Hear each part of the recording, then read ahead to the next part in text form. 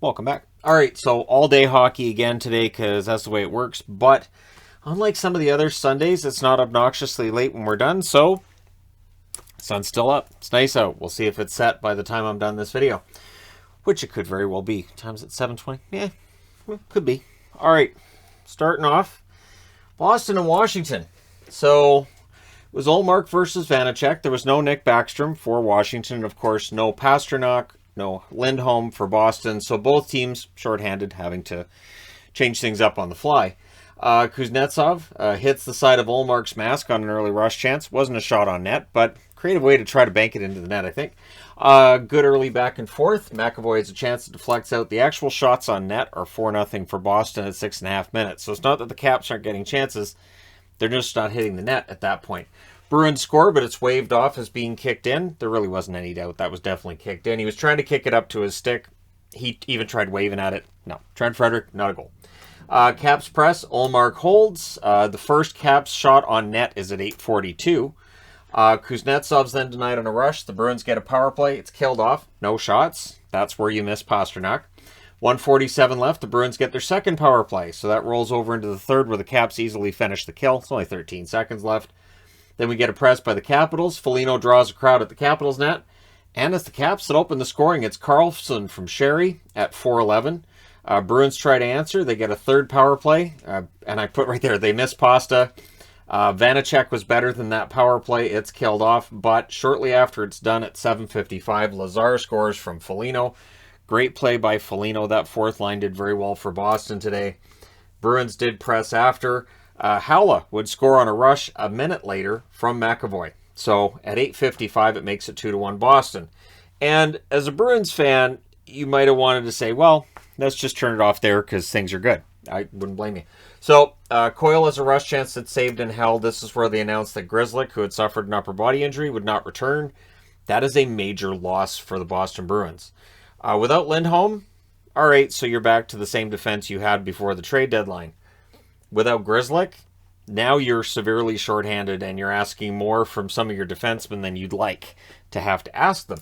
So Wilson scores from Eller and Mantha at 14:50, and Ullmark just plain lost the puck. Didn't know where it was. Wilson puts it in. Nosek then misses a high in the final minute, so it's 2-2 after 2. Third period, Dowd's robbed in the first minute. The Bruins get a fourth power play. Marchand couldn't bury one. That's killed off. The shots are 3 apiece at 7 minutes.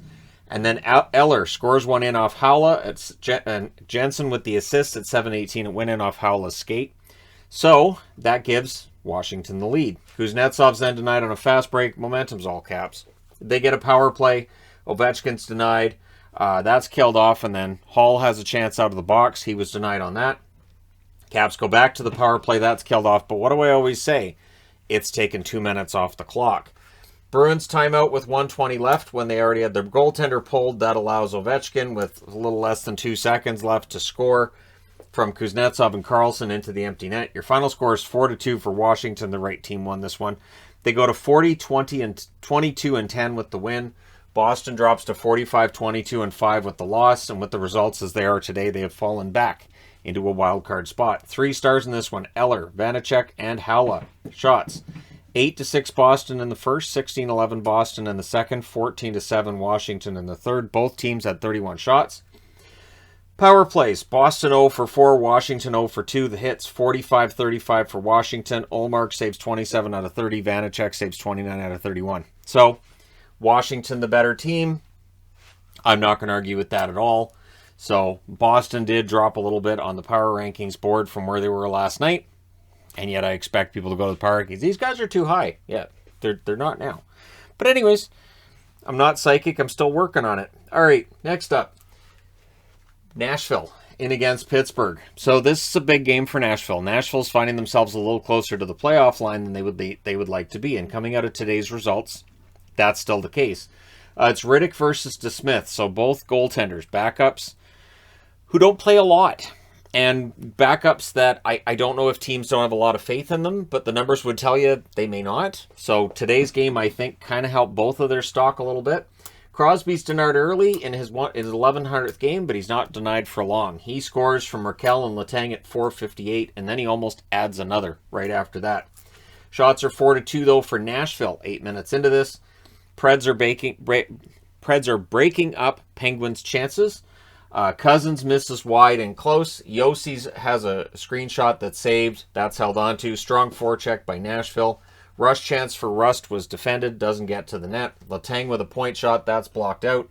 Tolvanen nearly sent on a fast break, but not. Granlund then with a net feed. That wouldn't quite go. So for Nashville, there were a lot of almosts. A lot of near plays there that you could look back on in replays and say, if only, right? And so they're still getting opportunities, and that's important. Pens press with 2.5 minutes left. Crosby's denied, but then on a rush, Duchesne ties it. He scores from Granlund at 18:49. So after the first period, it's 1-1, which is good because Pittsburgh only had 3 shots in that first period. Yeah, second period. Trennan, net crashing early. That'll always draw a crowd, make you popular. Raquel has a chance that's blocked. Jeannot was then robbed. The shots are 4-1 for Nashville. 4 minutes into this, the Preds are shot blocking. They're boxing out well as well.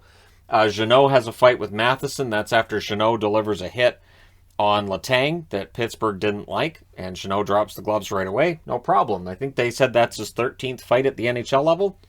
So Malkin's then denied as the Penguins press. And again, the Preds are physical. They're throwing a lot of hits. And the fans were upset with some of the hits, and they wanted calls they weren't getting. But the Penguins, they press and they draw a power play. It's a hooking call, but you'll take the power play. Fans are happy with that. They weren't happy that Nashville kills it off. Preds then get a power play. That was killed off as well with 3:32 left. Nashville gets another power play. That was killed off. Matheson's denied before the period's out. So it's still 1-1 after 2. Even though much more evenly played period, Pittsburgh gets a lot of shots. They don't get any goals out of it. Third period. Preds start with a full power play, and then they had 35 seconds of a 5-on-3. Josi has a blast that's blocked, but then on the power play, it is Cousins that scores at 4:31. That is his first goal in 11 games. So he's been kind of quiet. Maybe this will get him going. Nashville presses at 6.5 minutes. Matheson breaks up a 3-on-2. And then it's Zucker, ties up the game. Now, Jason Zucker, they showed Mike Sullivan talking to him at the bench, and you can tell it's a bit of a pep talk. Zucker's had a rough year, both with injury and just struggling. Maybe this goal gets him going. He scores from Crosby and Raquel at 8:53. The shots are 5-4 Penguins at the half. Predators press. They weren't able to get to the net. So we had some back and forth in that second half. We do not see a goal. We end up going to overtime. Pens control early. Gensel breaks up a 3-on-1. Josi then has a shot that's blocked. Matheson loses the handle on one, but Raquel would get it over to Crosby. Crosby scores at 2:21. That is the 1,400th point in the career of Sidney Crosby. Remarkable numbers. He is now 9 points back of Dale Hawerchuk on the all-time list. It's pretty impressive how high Crosby is on the list. So Pittsburgh wins this 3-2 in overtime. They go to 42, 22, and 10. This helps them keep pace with the Washington Capitals. On the Nashville side, they're 41, 26, and 5, so they get a point, but they're not that far above the playoff line with that 1 point. Your 3 stars are Crosby, DeSmith, and Raquel. Shots 11-3 Nashville in the first, 12 apiece in the second, 13-12 Pittsburgh in the third. In the overtime, 2-0 Pittsburgh. Final shots 35-30 for Nashville. Power plays, the Preds 0-4, Pittsburgh 0-1. Hits 41-27 Nashville. Like I said, they were throwing the body a lot. Riddick saves 27 out of 30. DeSmith saves 33 out of 35. And I really think that it's interesting watching these games and seeing how often announcers say, you know, this Jeannot rookie, he's fantastic, and he's not getting talked about for the Calder. You're right, he's not, but 5 years from now, we may talk about him being one of the best power forwards in the game. Honestly, absolutely. All right, next up, Minnesota. So the reason I'm wearing Minnesota is because this was remarkable. So, wife not home at the start of this game, but when she came home, things turned around. So, Minnesota shouldn't let her leave the house. They should pay her to be here to watch the games, because apparently, when she got home, they didn't allow a goal. So, Peterson versus Fleury in this one. First minute, there's a power play for Minnesota. And the momentum goes the other way. It goes to LA. On the first shot, Kupari scores from Moore at 1:33. That is the 11th shorthanded goal for the LA Kings, which is second only to the Toronto Maple Leafs. Kings then kill the rest. The shots are 3-1 for the Wild at 3.5 minutes. Fiala has a blast that's saved and held. Peterson really solid so far. The Kings press at 7.5 minutes. Eventually they score. It's Grundstrom. At 8:22 he scores. It goes over Fleury's shoulder. That is the 4th shot of the game for the Kings. and the second goal. Kings then get a power play, and they score on it on their 5th shot. So it's Kempe from Jersey and Dano at 10-17. So Fleury, rough start for him, rough start for Minnesota. And at this point, I'm thinking, might be better Yvonne's not here because, it's just this game's going to get out of control. That's how it looked because LA desperately needs to start winning games, right?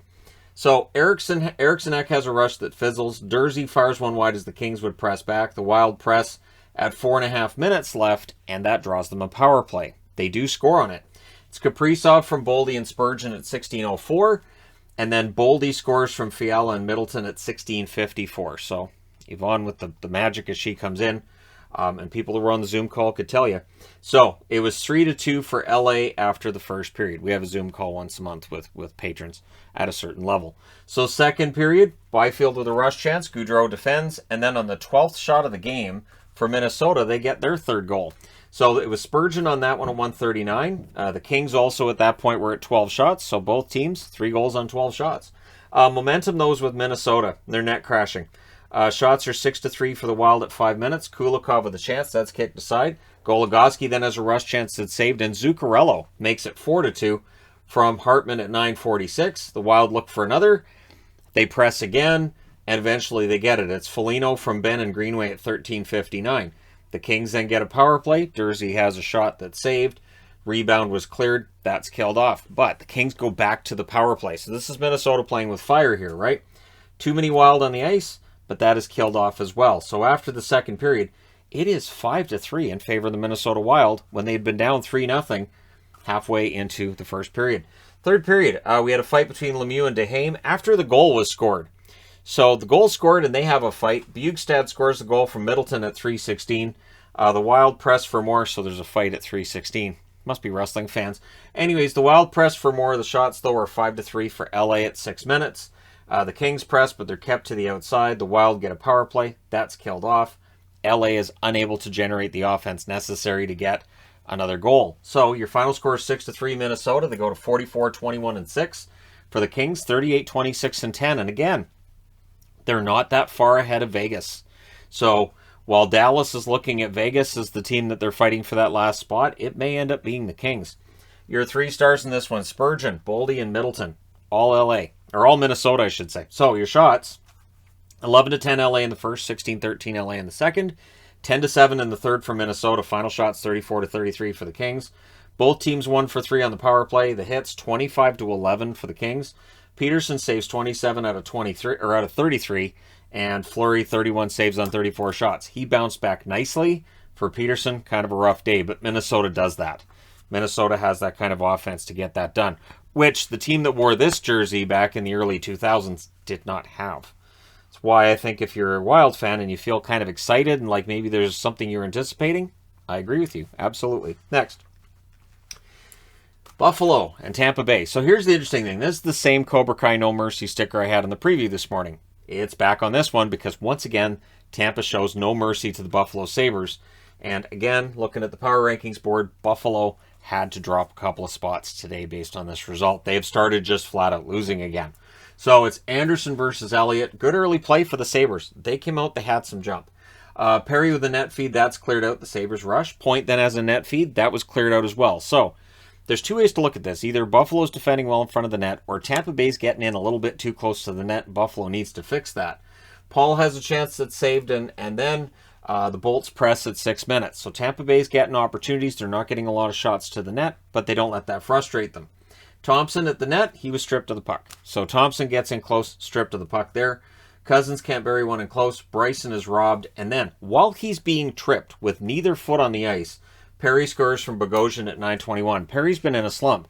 And I thought the announcer was funny, too, where he said, I guess Corey Perry's going to have to try shooting with both of his feet off the ice because he hasn't been able to get a goal lately with both feet on the ice. So apparently this is his new style. So that goal goes in, and before you can really celebrate it, Palat scores from point at 9:38, and it was on a turnover at the center ice. And that was only the 5th shot of the game, so it's 2-0 for Tampa. So very similar start to the one I was watching over here with LA. Points then denied on a turnover. In the last shift, Tampa Bay's pressing, so they're up 2-0 after 1. Second period, at 1:12, on the first shot of the second period, it goes in. It's Hagel from Cirelli and Hedman. So Brandon Hagel, who hasn't been the offensive dynamo for Tampa that he was with Chicago, but of course he's playing a different role in Tampa. That makes it 3-0. The Sabres pressed at 3.5 minutes, but it was Tampa that scores next. It's Kucherov from McDonough and Palat at 4:28. And at 6.5 minutes, the shots are 4-0 for Tampa. So if Buffalo does get zone time, they're not getting shots. The same problem Tampa had early in the first. Now we're seeing Buffalo have that same problem in the second period. Pressed by the Bolts at the half. More pressure from them with 7.5 minutes left. Tampa Bay has a 3-on-1. Killorn is denied. Third period. 2 minutes and 9 seconds into that third period. Colton. He scores from Stamkos and Paul to make it 5-0. The shots are 2-1 for the Sabres at 5 minutes. So that was the first shot and only shot they had in the first 5 minutes. It doesn't really matter, does it? Colton fires wide on a rush. Then there's a crossbar for Sergachev. Maroon has a net drive that's defended. There's a power play for Tampa. It's the first power play that had been in this game at all. That's killed off as Colton's stick broke on a shot, which might have cost him a goal there. Sabres get a power play. That's killed off. Kucherov has a rush chance that's saved.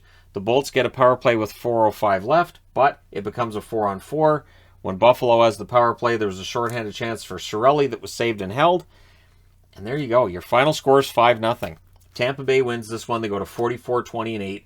With this result and the result of the Boston Bruins, now Tampa is in third spot. Boston's back in a wild card position. And for Buffalo, they're 26-37-11 with the loss. The 3 stars in this one, Elliott, Palat, and McDonough. Shots, 9 apiece in the first, 11-9 for Buffalo in the second, and 10-8 Tampa in the third. Both teams with 28 shots, which do not tell the story. Tampa was absolutely the better team. Power plays, both teams 0 for 2. Hits, 30-27 for Buffalo. Anderson saves 23 out of 28, and for Elliott with 28 saves, and that's his 43rd career shutout, the first he's had this season.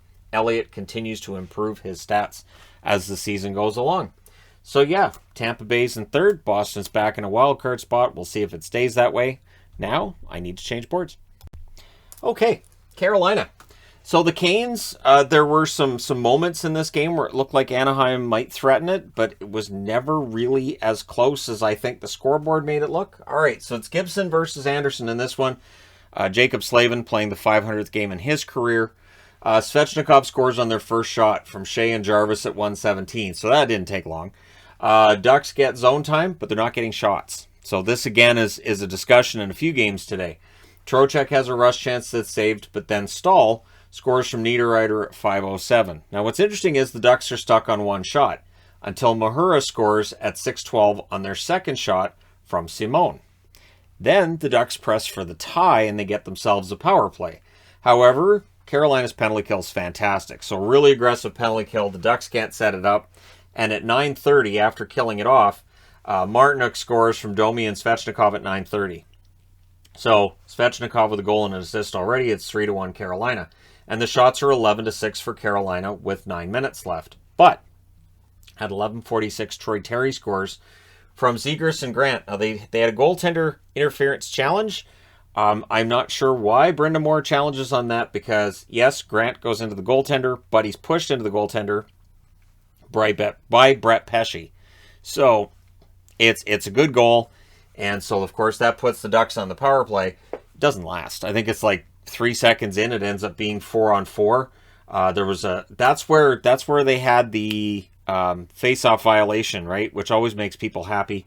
Getzlaf was really happy in this game. You can tell he's going out guns a-blazing. Natchez nearly buries one. The Canes get a power play. There was a post for Nino Niederreiter. Natchez is then robbed. That's killed off. So after the first period, it's 3-2 Carolina. This looks like it's going to be a wild, high-scoring game. That would be incorrect. Second period. Canes press early. Gibson saves. The shots 3.5 minutes into the period are 5-2 for Carolina. We have a power play then for the Ducks. Drysdale's denied. That's killed off. The Canes press at 9 minutes. The Ducks score, but it's waved off because it's gloved into the net. So that doesn't count. Terry then has a chance that's blocked. And then we have a brawl with 5:35 left. And I think it was every member of the Canes ended up getting a roughing call on that. And the boxes fill up and everything. In the end, you end up with a power play for Carolina because of the initial infraction being on Anaheim, which meant Dallas Aikens wasn't happy with it. Neither coach was very happy at points in this game. That's killed off. Nino has a rush after it's saved, or has a rush afterwards. That's saved and held. We go into the third with the same score we had after the first period, which is 3-2 for Carolina. Early jump for the Ducks in the third. Zegras tries the Michigan. It won't go. And this is the thing. People know he will do the Michigan. So defensemen and goaltenders will figure it out. This is the thing. The Michigan, it looks like a cheat. I'm sure that slap shots when they were invented look like a cheat too. But at some point, teams learn how to defend. And against that move, the one thing is you can see it coming. So you can see as he's going around the net, he's picking up the puck. You know exactly where that puck's going to go. He ends up not being able to bury it. But again, I thought both defensively and the goaltending, I think they were ready for it. Anyways, Ducks press at 4.5 minutes. The shots are only one apiece at 5.5 minutes, which of course to me favored Carolina because they're perfectly comfortable in a low shot, not low tempo because it wasn't low tempo, but a low opportunity game because they have the lead. Teravainen has a rush chance saved with 11:23 left. The Ducks get a power play. Shattenkirk has a blast that deflects out. A blast that deflects out. It's killed off. Then D'Angelo was denied, but Stahl was not. He scores from Niederreiter and Slavin at 13:52. That is Jordan Stahl's second goal of the game. So, down by 2 now. Anaheim pulls the goaltender. At 18:52, Jordan Stahl completes the hat trick. He scores from Fast and D'Angelo, and that makes your final score 5-2. So for Carolina, they pull 2 points ahead of the Rangers again. They're 47-18-8 on the season. Anaheim's 29-33-12 with the loss. So 3 stars are Stahl, Svechnikov, and Niederreiter. Shots, 16-11 Carolina in the first, 18-9 Carolina in the second, 9-5 Carolina in the third. Final shots, 43-25 for Carolina. Power plays, Anaheim 0 for 3, Carolina 0 for 2. The hits, 20-15 for Carolina. Gibson saves 38 out of 42. Anderson saves 23 out of 25. So, overall, entertaining game, and Carolina ends up getting themselves the win. Feels like it's important for them to get back on track. They've been kind of iffy. I thought that first period was the iffy game that Carolina's been playing. The second and third, that's more like the Carolina team that we know that has been first in their division most of this season. All right, moving along. Stars. Speaking of iffy, so Dallas came into this one coming off of a loss against New Jersey. So expectations on this one for me were rather low. And Ottinger versus Lankinen. Now, Lankinen's numbers have been bad this year, but his career numbers against Dallas, not bad. I believe they said he was 4-1-1 coming into this one with good save percentage too. Radulov gets shaken up. Stillman with the knee on that one. So Dallas goes to the power play. And with 1 second left on said power play, Jamie Benn scores from Heiskanen and Suter at 4:14. The Hawks press, but they're kept to the outside. This is that pressure, but not getting shots issue. The shots are 5-4 for the Hawks at 8 minutes. And at 8:09, Kurashev scores from Kane at 8:09. That one went in off Esa Lindell. So Esa Lindell with kind of an own goal there. And that was on a 2-on-1 opportunity. The Stars try to answer. The Hawks get a power play, and they score on it. It's Taves from Kane and Doc at 11:24. It went in off Esa Lindell. So that's 2 goals for Chicago. Both of them inadvertently scored by Esa Lindell. Stars then get a power play. There was a crossbar for Hintz, but then Pavelski scores from Sagan and Klingberg at 13:45 because these teams could not kill a penalty until the Hawks get a power play after that. Dallas kills that off. There are no more power plays in the rest of this game. None. So maybe the ref looked at the numbers after that first period and said, "Oh boy, this is ugly. We're just not going to call anything." Anyways, early press by the Hawks in the second period, but on a Doc turnover, Hintz scores from Pavelski at 1:47. So both teams making some mistakes here. That puts Dallas ahead 3-2. The Hawks press at 4 minutes. And then Kachuk scores from Gustafsson and Reese Johnson at 9:11. So that ties it up again. The Hawks press with 8 minutes left. 9 minutes left, I should say. I put the wrong time on there. Robertson would score from Hintz at 11:13. And that one went in off Lankinen. So a lot of deflected goals, a lot of weird goals, just goals from everywhere. Daryl Ray was having a fun time with the color on this one, talking about, just fire it at the net. Just whatever. They're going in right now. That's open for business kind of thing. And then Robertson scores from Hintz and Suter at 14:32. He just turns around and wires it into the net. And that's kind of where you need a save from Lankinen. And I agree. I thought this was where Chicago was going to pull the goalie, and they didn't. Lankinen stays in even though he had allowed 5 goals on 18 shots at this point. And Again, both Robertson goals, and I'm a big Robertson fan. Both of those probably shouldn't have been goals. But anyway, Stars press with 3.5 minutes left. Reichel's then denied from the slot. We go into the third period with Dallas ahead 5-3, and Delia starts the third. So that's important that they did eventually make that goaltending change. And I thought he played well in that third period. Sagan can't bury one. There's an early press by Dallas. Hintz has a blast save. The Hawks rush after that. Shots are 4-3 for Dallas at 7.5 minutes. The Hawks, though, are gaining some momentum, and you could see that they were starting to get given that blue line a little bit. Something that Chicago is doing a lot with Dallas, backing off, letting Dallas have the zone, which when it's the team you cheer for that's doing that, it can be frustrating. Like, no, don't just let them have don't let them walk in front of the net. What are you doing? So anyways, long stretch then without whistles, which definitely favors the team with the lead, which was Dallas. The Hawks press with 6 minutes left. Kurashev has a blast that's saved and held. And then Sagan scores on a wraparound from Heiskanen at 15:25. So they're up 6-3. What do? Allow a goal. Doc scores from Lafferty and Entwistle at 17:03. Another great play by Lafferty. I like the guy a lot. I've been a fan of his since Pittsburgh called him up years back. I understand that there's a limited upside with Lafferty at all, but I think he's a good player. I think he's a good energy bottom six guy.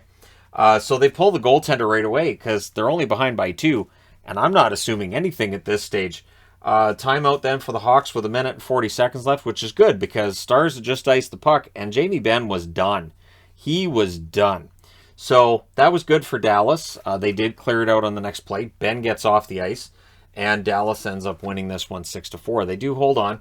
41-27-4 is the record with the win, so they move ahead of the Vegas Golden Knights, and more importantly, they move closer to Nashville. So there's that part of it too. Nashville suddenly is the team that might end up at the bottom of the wild card race. Nobody wants to play Colorado in the first round, right? Or do they? Chicago 24-37-11 with the loss. The 3 stars are Robertson, Hintz, and Pavelski because they were the offense for Dallas today. They dragged this team to the win. Shots 13-10 Chicago in the first, 12-10 Chicago in the second, 15-10 Chicago in the third. Final shots 40-30 for Chicago. Power plays, Dallas goes 2 for 2, Chicago 1 for 2. So the teams were combined 3 for 4 on the power play. Hits 27-23 for Dallas. Ottinger saves 36 out of 40. You wouldn't think a goaltender that allows 4 goals has a good game, but Ottinger did. Lankinen 15 saves on 20 shots, and then Delia saved 9 out of 10. I think Delia's earned a start in their next game. We'll see what they do. All right, that being said, moving along. Winnipeg, the Jets in against Ottawa. Now, I did a video this morning on the odds of teams making the playoffs, and I didn't talk about Winnipeg because I think Winnipeg's done. They need to win today. They also need to win tomorrow. Tomorrow, the only game in the NHL is Winnipeg and Montreal, so they need that win tomorrow. So Hellebuck versus Sogard in this one. They had Olympians out there on the ice. They had a nice little pregame ceremony going on there. Great. Perfect. Fine. Great. On Ottawa's second shot, they score. So Norris scores from Tkachuk and Brandstrom at 1:48. Puts Ottawa ahead. And this is a worst-case scenario for Winnipeg. You need a win. You're on the road. And now the home team has a goal. They've got the crowd into it. Here we go. Some back-and-forth play follows. The Sens get a power play. That becomes a 4-on-4. That's all killed off. The shots are 4-3 for the Sens at 9 minutes. The Sens then press with 7.5 minutes left. They had a very good first period. Post then for Brandstrom. Jets not getting it into the Sens zone very much until late in the period. They start to show that drive late in the period. Sloppy play by the Jets when they had the puck before that late play in the period too. I had to put it on the board because I was surprised at some of the passes that just seemed off. And it's something I've talked about with Dallas, but I'm seeing it with Winnipeg too. And again, I think there's some exhaustion with some of these players right now. It's the only explanation I can have for why some of these plays that I'm seeing in the games right now where it's just not crisp. It feels like early season play rather than getting ready for the playoffs kind of play at points. And that's the only thing I can come up with is that some of these players are probably just not quite there because they've had to play so many games over such a short period of time. So Ehlers would score at 18:49 from DeMello and Stastny, and this is where the Jets start coming on. And then with 1.5 seconds left in the period, they go to the power play. So that rolls over into the second. And at 1:47, as it's winding down, Dubois scores on that power play from Connor and Pionk. And 5 minutes into that second period, the shots are 4-0 for Winnipeg. So Winnipeg's definitely turned it around early in that second period. Sogard holds with Appleton waiting for a rebound right and close there. Sens press at 8 minutes, but on a 2-on-1, Stastny scores from Ehlers and Scheifele at 9:32. So Scheifele has a point streak, one that may end with their game tomorrow, based on what we see happen not long after that. The Jets look for more. They have some momentum. There's more pressure by the Jets with 8.5 minutes left. The shots are 10-1 for Winnipeg with 7 minutes left. So again, they just keep rolling. Scheifele exits. It looks like it was a shoulder injury for Scheifele. This is why I think his point streak might end tomorrow, only because official NHL point streaks are the games played by the team, not just by the player. So hopefully Scheifele's okay, but it didn't look great and he did not return. Jets press again with 4 minutes left. Sens getting chances with 2.5 left. And then with 58 seconds left, the Sens go to the power play. So that rolls over into the third, and the Sens do the same thing the Jets did in the second. They score with that power play that's still there for the start of the third. At 50 seconds, it's Tkachuk from White and Stützle. So Tierney then has a rush chance that's saved. Schmidt had a screenshot, was saved and held. The shots are 7-1 for the Sens at 4 minutes. So again, it's the opposite of this period here, where the Jets came out and they were playing really well, and here it's Ottawa, just like in the first. Weird. Jets get a power play. Stastny has a blast that's held, but then Connor scores on the power play. It's his 42nd from Dubois and Ehlers at 5:37. And also they had Barron in the spot where Scheifele normally is on his line, and we'll see if that stays the case in tomorrow's game against Montreal in the event that Scheifele can't go. Too many men on the ice. For the Sens, the Jets get a power play with 12:34 left. Morrissey breaks up a shorthanded 2-on-1. The Sens do kill that off. Sens press with 9 minutes left with 8:17 left. There's a delay game call on Winnipeg, so we get a power play for the Senators, and they score on it. It's Tkachuk from Norris and Brandstrom at 13:58. So Norris with a goal and an assist. And honestly, some good games by Ottawa Senators players today. It's not about the wins and the losses at this point for Ottawa. It's how well are the young players progressing. They're progressing pretty well. So they pull the goaltender with 2:45 left. The Jets were pinned down. Norris misses one high. There were opportunities that Hellebuck just keeps out of the net. The Jets ice it with 1:02 left. This is where a timeout ends up being called as well. And the Jets are able to hold on. They win this one 4-3. They go to 34, 28, and 11. They keep their slim playoff hopes alive. For the Ottawa Senators, they're 26, 40, and 6. No chance of playoffs for them, of course. Your three stars are Tkachuk, Ehlers, and Stastny. Shots 12-5 Ottawa in the first, 12-8 Winnipeg in the second, 14-8 Ottawa in the third. Final shots 34-25 for the Senators. Power plays, both teams go 2 for 4. Hits 24-19 for Ottawa. Hellebuck saves 31 out of 34. Sogard saves 21 out of 25. So a little bit rougher night for Sogard than in his first appearance, but Winnipeg's able to do that. They do have that kind of offense to get goals on fewer shots than other teams might. And so we'll see whether or not the Jets can keep it going tomorrow against the Montreal Canadiens. Let me know your thoughts regarding any of these games in the comment section below as always. Don't forget to hit like and subscribe if you're browsing your way through. You just happened upon this video. Thank you guys so much for watching, for all your support. I will talk to you again soon.